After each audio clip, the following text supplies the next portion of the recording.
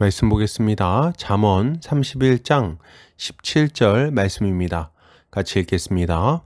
힘있게 허리를 묶으며 자기의 팔을 강하게 하며. 아멘. 잠언 31장 17절 말씀, 힘있게 허리를 묶으신 그리스도라는 제목으로 말씀 보도록 하겠습니다. 신자는 그리스도를 본받아 최선을 다해 사명을 감당하는 자들입니다. 왜요? 그리스도께서 우리의 구원을 위하여 끝까지 십자가의 길을 힘있게 걸어가셨기 때문입니다. 오늘 본문을 통해서 이에 대해 함께 살펴보도록 하겠습니다. 오늘 잠언 기자는 현숙한 여인이 힘있게 허리를 묶으며 자기의 팔을 강하게 한다고 말합니다. 이것을 타번역본에서는 허리를 단단히 동이고 그 팔로 힘차게 일을 한다라고 번역하고 있습니다. 본문은 힘있게와 강하게라는 단어를 반복하면서 현숙한 여인의 강한 결단과 수고를 강조하고 있습니다. 이것은 그리스도가 우리를 구원하기 위해 얼마나 큰 결단과 순종의 모습을 보이셨는지를 교훈하는 동시에 신자가 사명을 감당할 때 가져야 될 모습이 무엇인지를 잘 교훈하는 말씀이라고 할 수 있겠습니다.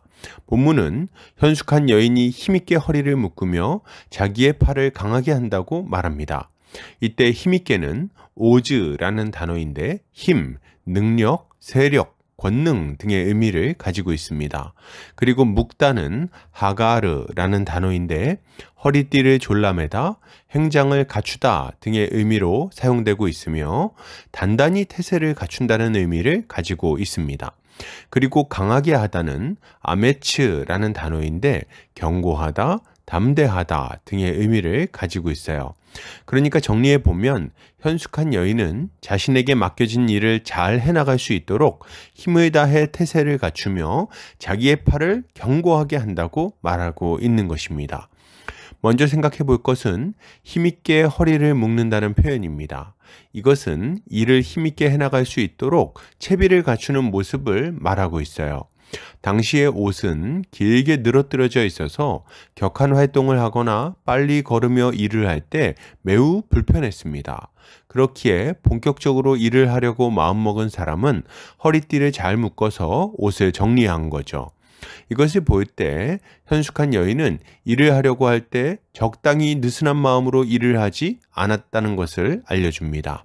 이 여인은 자신에게 맡겨진 일에 최선을 다하려고 마음에 결심했어요. 그리고 본격적으로 맡겨진 일을 잘 감당할 수 있도록 준비를 한 것이죠. 이것이 이 여인이 사명을 감당하는, 자신에게 맡겨진 일을 감당하는 태도였던 것입니다. 다음으로 생각해 볼 것은 자기의 팔을 강하게 한다는 표현입니다. 이것은 힘들고 지치는 상황이 찾아왔을 때 포기하지 않고 끝까지 일을 감당하는 것을 의미합니다. 일을 하다 보면 힘이 드는 상황이 찾아오죠. 팔에 힘이 빠지고 팔이 늘어져서 더 이상 일을 못할 것 같은 상황이 찾아온다는 겁니다. 그러나 이 현숙한 여인은 이런 상황에서도 자기의 팔을 강하게 합니다. 마음을 다잡고 힘을 내서 마침내 맡겨진 일을 완수해 내는 거죠. 그렇기에 현숙한 여인은 결국 선한 결과를 만들어 내는 것입니다.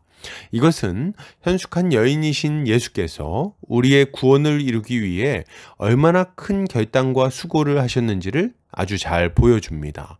우리는 예수께서 십자가에 달리신 것을 깊이 생각할 필요가 있습니다. 많은 사람들이 주님이 흔쾌히 십자가의 길을 걸어갔으리라고 생각하죠.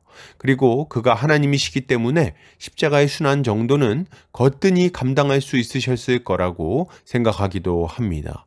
그러나 이것은 사실이 아닙니다. 주님도 십자가를 향해 나아가실 때 큰 결단이 필요했어요. 누가는 예수께서 승천하실 기약이 차갈 때 예루살렘으로 올라가기로 굳게 결심하셨다고 기록하고 있습니다. 왜 굳게 결심하신 겁니까? 마음이 흔들렸기 때문이에요.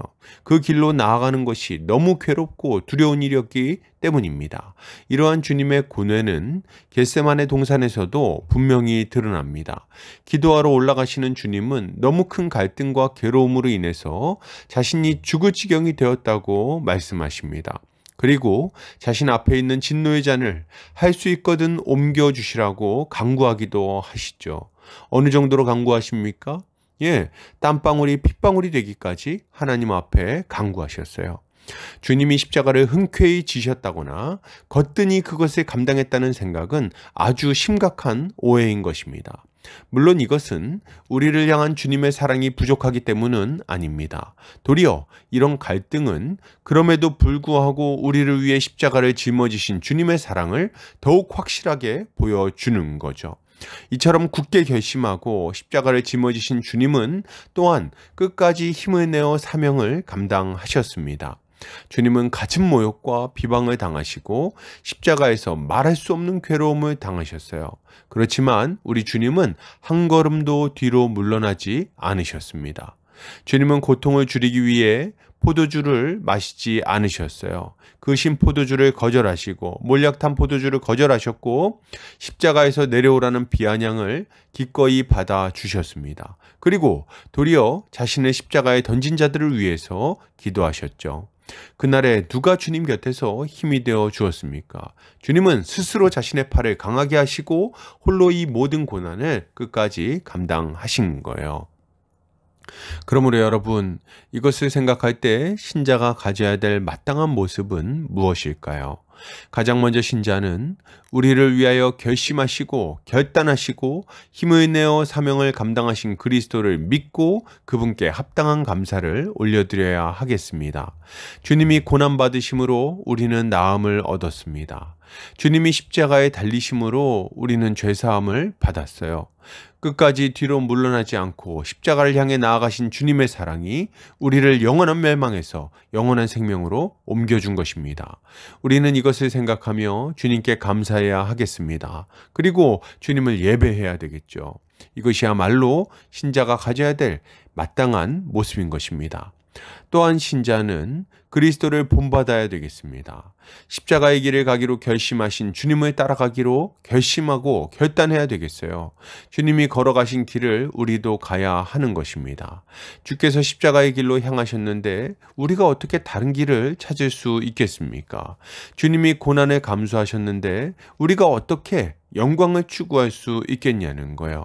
우리도 허리를 동이고 십자가의 길로 나아가야 하는 것입니다. 또한 우리는 뒤로 물러나지 않아야 되겠습니다. 끝까지 사명을 잘 감당해야 되겠어요. 우리의 팔을 강하게 해야 됩니다. 주님을 예배하고 형제를 섬기는 사명을 계속해서 감당해야 되는 거죠. 물론 이것은 쉬운 일은 아닙니다. 외적인 핍박이 있고 내적인 유혹이 있을 겁니다. 이 세상 풍조는 우리를 계속해서 휩쓸어 가려고 할 거예요. 복음을 듣기 싫어하는 자들은 우리를 비방할 것이고 우리의 마음을 흐트러뜨리는 유혹을 계속해서 우리에게 던질 것입니다. 예, 우리의 손이 늘어지는 날이 찾아오게 될 거예요. 그러나 우리는 스스로 힘을 내지 않아도 됩니다. 주님께 기도하여 능력을 받으면 되기 때문이죠.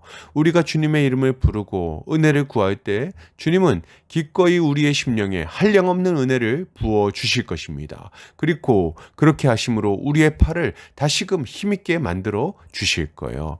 우린 이것을 믿음으로 끝까지 사명을 감당해야 하는 것입니다. 결론을 드립니다. 여러분, 우리를 위하여 십자가의 길을 걸어가신 주님께 감사합시다. 그리고 그분을 따라 우리도 십자가의 길로 걸어갑시다. 이것이 주님이 주신 은혜에 합당한 반응일 것입니다. 오늘도 주님의 지혜로 승리하는 성도님들 되시기를 주님의 이름으로 축복합니다.